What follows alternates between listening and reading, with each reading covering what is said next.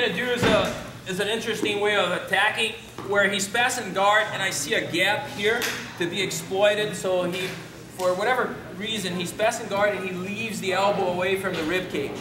Okay, and I can shoot a shallow underhook. Usually this happens when he's trying to push into my knee, trying to knee trap or pass as if he's walking around. Any situation really where this happens, and it's a very hard thing to avoid because I can force it, I'll show you later. When he does this here, you know, I'm going to sink an underhook here, but not a deep underhook as if I'm trying to sweep, but a shallow one where my hand is going right above the elbow. Okay, now next thing I'm going to do here is I'm going to use the top leg and I'm going to shoot that top leg right here. Okay, now this is actually a lot more common than you would imagine to find yourself in this situation here if you're actively looking for it. You can see that the bottom leg is in there as well. So between having this leg in and the other leg in, it's very hard for him now to move left or right. So I got the arm isolated, I'm going to start working on it. So once again, you know, we were sparring here, he put me sideways, he started passing. The first thing I do is control that underhook.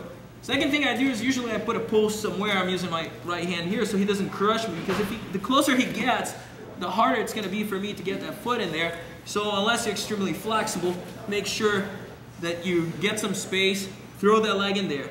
And now I got this position here. A lot of things I can do with it here. We're going to start with the very basic. We're going to start with the position where we're going to stay here. So we're going to do an armbar variation, but I'm going to stay in this position here. So how do I do that? I'm going to go towards this arm here. First of all, if you can catch it and extend it right away, please do so, because you don't want to have to deal with him grabbing on the inside of the leg, which we're going to talk about here next. But if you can grab it without that, just do that. So now I got an arm that's isolated and straightened out. It's important that you can see that I'm pinching my knees together here. So pinch your knees together. Now all I got to do is point that way. So the elbow, not the thumb, because if you start twisting here, the elbow's going to point elsewhere. So I'm pointing his elbow towards that path there, and I'm stretching right here. Okay, so all it is an armbar. It looks very much the same when you do it an armbar from inside on a plata and you just apply pressure. It's almost like an inverted armbar there. So if you're here and you catch it and you're able to extend it, just fully extend it here, maintain the pinch, and apply pressure this way.